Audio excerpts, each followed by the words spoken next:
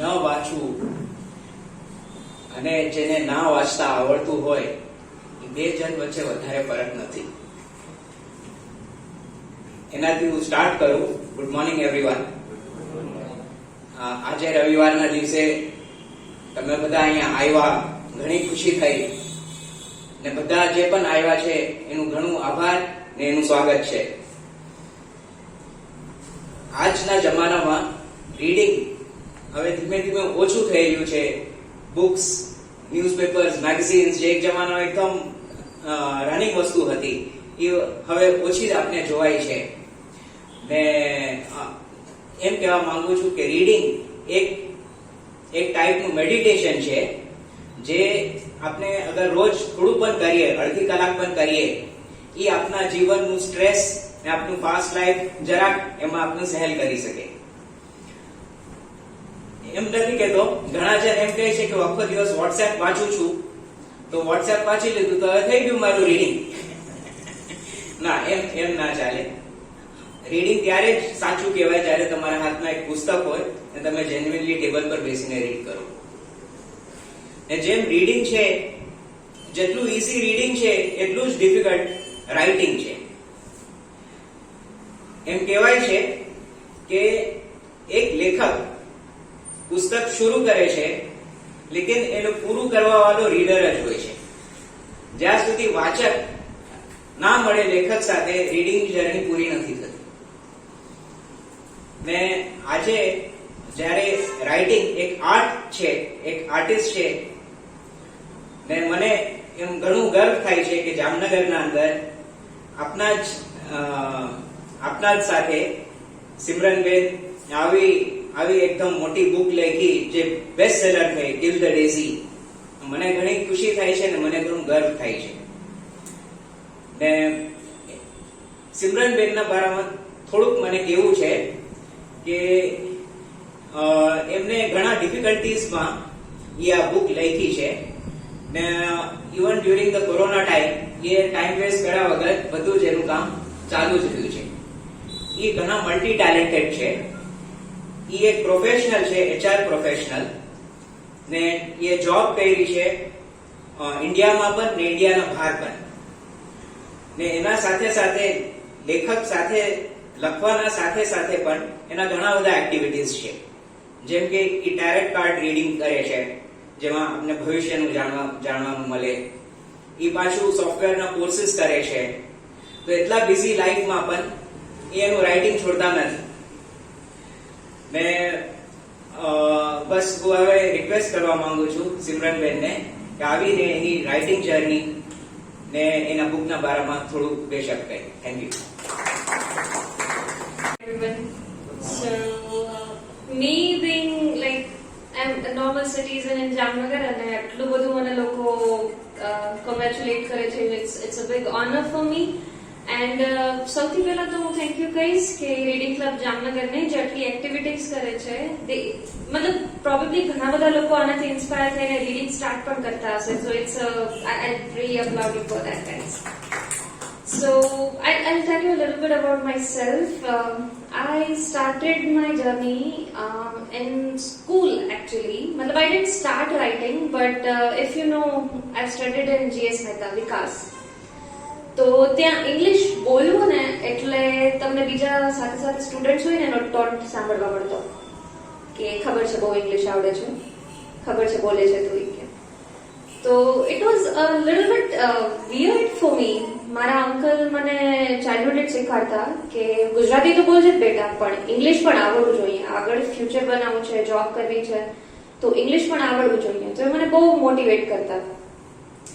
તો ત્યાંથી જ મારું સ્ટાર્ટ થઈ ગયું હતું જર્ની, એમ કહું તો ચાલે. બીકોઝ ઇંગ્લિશમાં લખવી, ગુજરાતીમાં સ્ટડી કર્યું 12th સુધી અને ઇંગ્લિશમાં બુક લખવી તો થોડું ડિફિકલ્ટ મને લાગતું કે હું કરી શકીશ કે નહીં. કેટલી બધી ગ્રામેટિકલ એરર્સ હોય. મારા એડિટર્સને થેન્ક યુ એના માટે. સો નેક્સ્ટ મેં મારું બીકોમ કર્યું MP શાહ કોમર્સ કોલેજમાંથી એન્ડ મેં MBA કમ્પ્લીટ કર્યું JVMS Hariya. You probably know it by that. So before I gave my final exams, I got a job in Pune.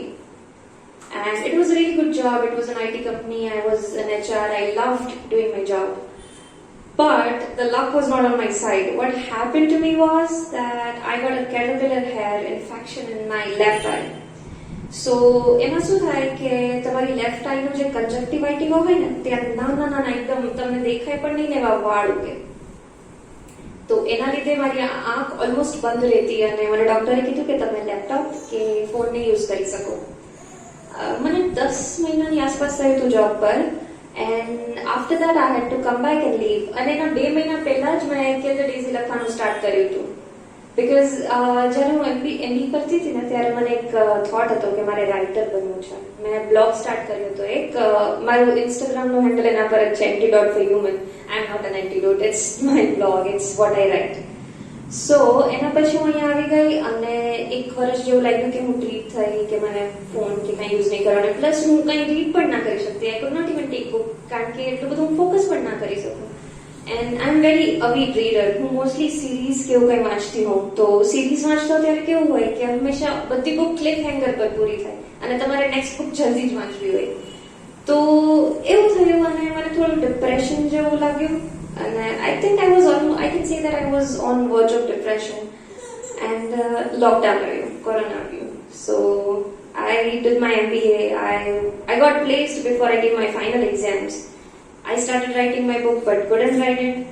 So it was, imagine, like you had everything in you, if you wanted your skills, your abilities and your qualifications, you had everything, but you were jobless, sitting at home. And for me, મારા પપ્પાએ મારા માટે બહુ મહેનત કરી છે. Like my dad is a tailor.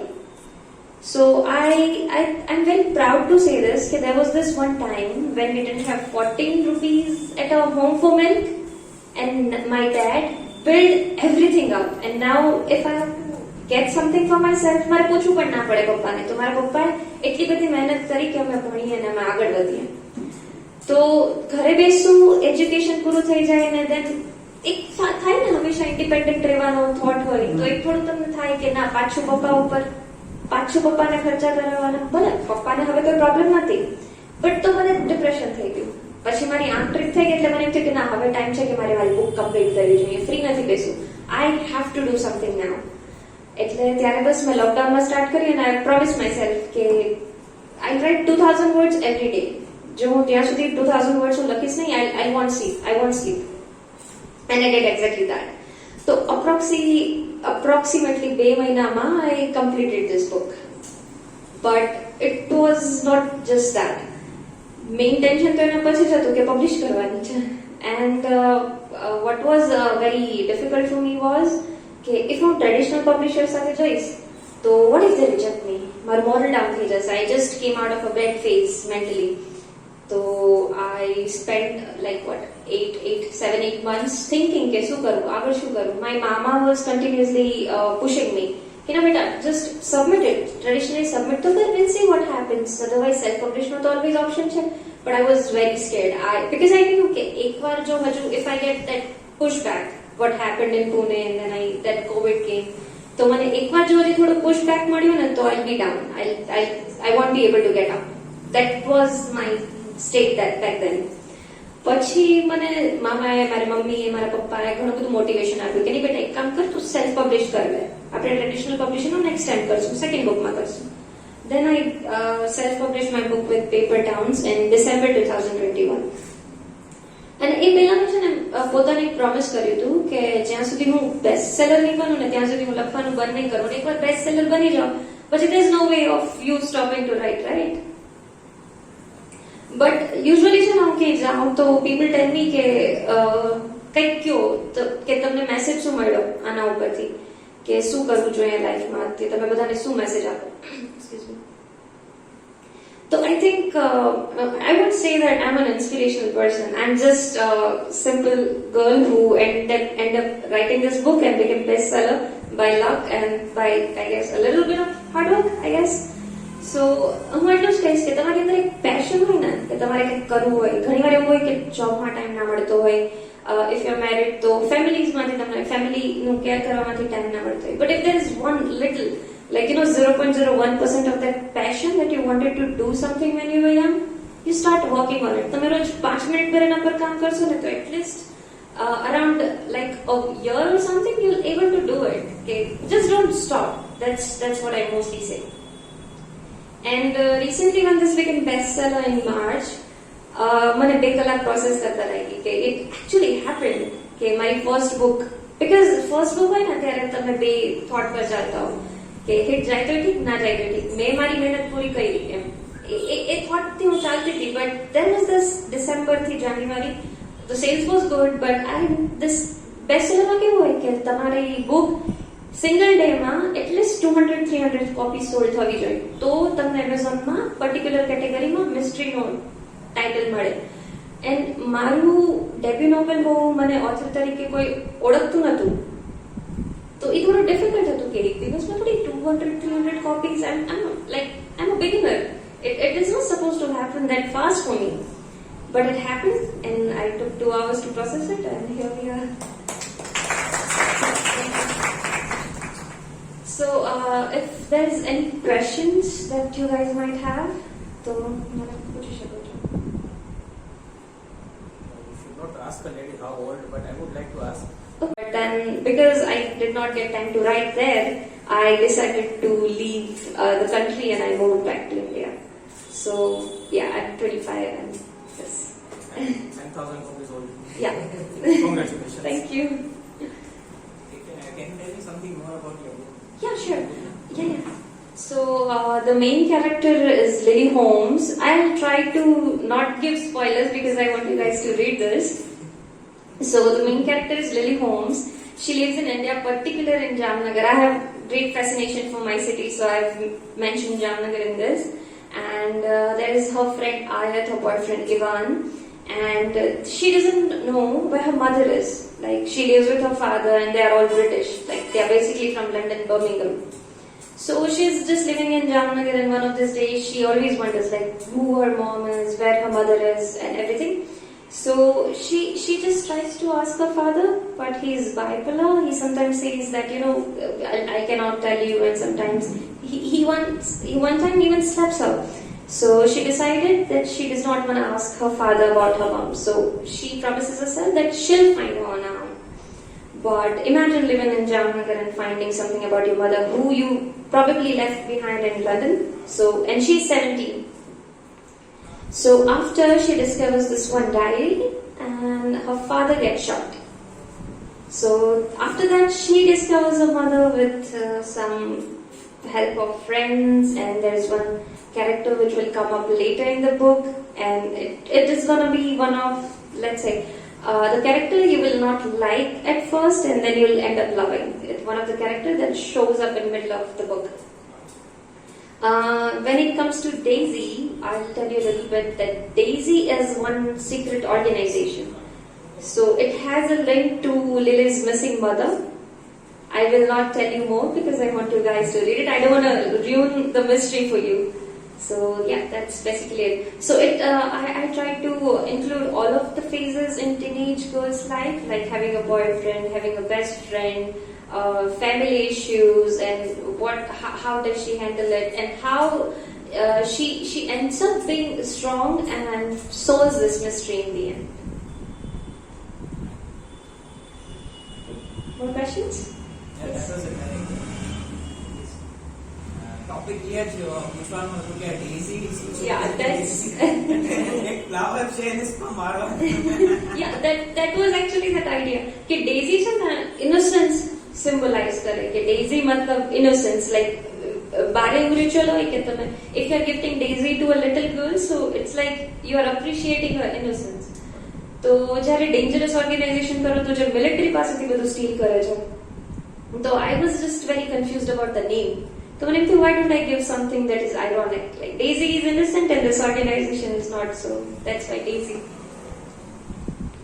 Yes? You earlier mentioned that you like to read books in the series. Yes. So it is the first part, or it is just the end, or going to be the other part? It's a novel. It's one part. I'm writing on the second book, and the third book which I'm gonna write, it's gonna be a trilogy. The second book is Have you took reference from anywhere, or you have just write by yourself? no, I only wrote it by myself. So one of the inspiration was different military bases in Jamnagar. So we have Navy, we have Army, we have Air Force. So I was always like, I've grown up here and I've seen like all the military peoples roaming around here and there. So that was one of the inspiration that I had, and plus there is I really like the work of Swapnil Pandey. So yeah, she's an army wife and she writes books on military. And I had this honor that she reviewed my book earlier than it was published. Swapnil Pandey, Aditi Mathur Kumar, she's also an army wife, and Devashish Sardana, he recently launched his book with Penguin. Any more questions?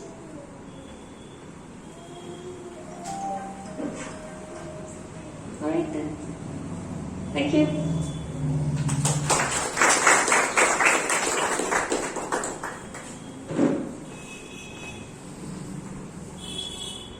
Thank you so much. ખૂબ જ સરસ એમની journey કીધી છે અને એમણે mention કર્યું છે કે હું કઈ એવું ઇન્સ્પિરેશન નથી, પણ આ સાંભળતા તો એવું જ લાગે છે કે ઇન્સ્પિરેશન છે, કારણ કે એટ ધ એજ 25 બહુ મોટી એજ નહીં, બહુ ટૂંકમાં 25ની ઉંમરે ઘણા બધાને કઈ ખબર નથી પડતી, એમાં હું પણ છું. બરાબર, તો ઇન્સ્પિરેશન તો છે જ.